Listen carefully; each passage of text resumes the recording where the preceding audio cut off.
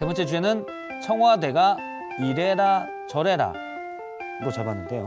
언론중재법 개정안을 두고 청와대 관계자가 우려를 표했다. 핵심 관계자의 말을 따서 어제 뉴스룸에서 JTBC가 보도한 바 있습니다. 그러자 민주당의 일부 의원이 이건 뭐 청와대가 이래라 저래라 할 일은 아니다라고 했는데요.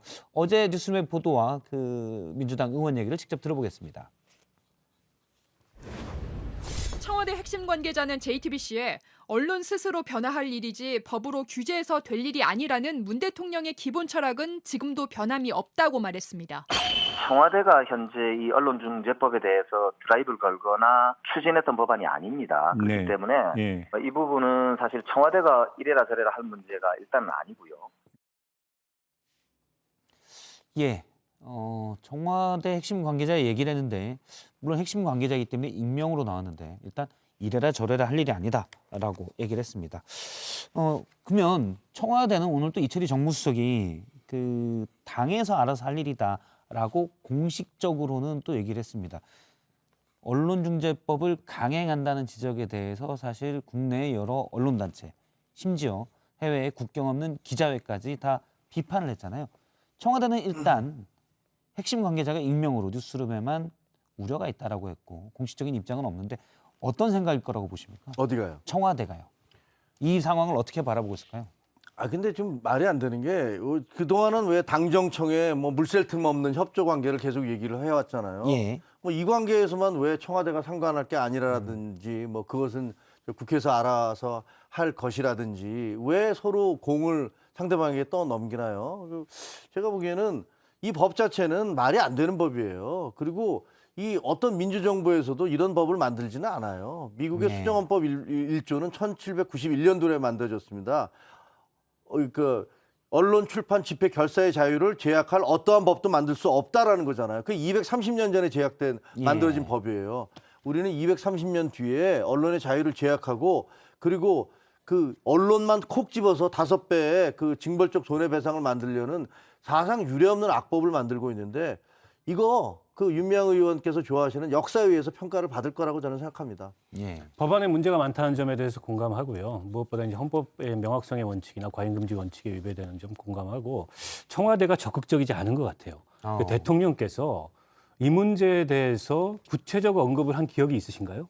저는 없는 것 같아요. 검찰개혁이라든지 이런 현 정부의 중점 개혁 과제에 대해서는 국무회의 석상이나 수석보좌관 회의나 이런 데서 언급이 자주 있었는데 언론개혁 문제에 대해서는 특히 언론중재법과 같은 형태의 언론개혁 문제에서 언급한 바가 없어요. 그래서 이거는 이제 당이 청와대보다 좀 앞서가고 있는 게 맞는 것 같고 청와대 같은 경우에 임기 말에 야당, 시민사회, 언론, 현업단체 다 반대하는 법을 저렇게 추진하는 걸 글쎄 그 과연 달가워할까에 대해서 저는 조금 이 보도가 좀 근거가 있는 것 같습니다. 예.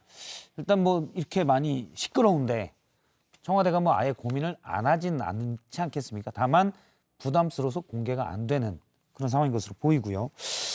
근데 당이 이렇게 따라가는 것도 정권 말기이기 때문에 그렇다 이렇게 볼 수도 있습니까? 아니 당청 관계가 이제 좀 바뀔만 하죠. 예전에는 이제 다 청와대만 쳐다보고 있었는데 청와대가 정권 재창출하는 거 아니잖아요. 당이 정권 재창출하는 거고 이제는 좀 당청 관계가 조금씩 좀 바뀌고 있는 상황이 아닌가 싶어요. 특히 이런 민감한 문제에 있어서는 청와대가 굳이 나서가지고 저는 뭐 여론의 비판이나 화살을 맞을 이유가 없다 이렇게 판단할 것 같습니다. 송영길 대표가 그랬대잖아요. 아니 뭐 저 야당 의원들한테 아니 평생에 야당할 겁니까? 뭐 이랬다고 그러는데 저는 그 얘기 듣고 깜짝 놀랐는데 그럼 그 얘기는 뭐예요? 야, 당신들이 여당 되면은 이 법의 혜택을 누릴 것이다. 그러니까 언론이 권력을 비판하는 것을 막아 차단해 놓으면 당신들이 정권 잡았을 때 편할 거 아니야. 그러니까 우리가 만든 거 갖고 그냥 넘어가라는 이렇게 해석될 수 있는 얘기거든요. 그렇죠. 권력의 좋은 법이다라는 그렇죠. 내심이 드러나 있는 말이었죠. 네, 그건 저는 인권 변호사라는 우리 송영길 대표께서 그런 얘기를 했다는 것도 상당히 의심스럽고 그리고 젊은 시절에 저도 같이 잘 알아요. 같이 뭐 운동권에 있었으니까 아는데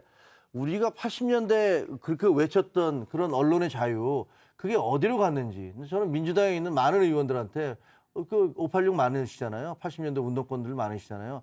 당신들이 외쳤던 민주주의와 만세는 도대체 어디로 갔는가? 이거를 저는 묻고 싶습니다. 이거 하나만 짧게 여쭤보겠습니다. 시간이 다 돼서.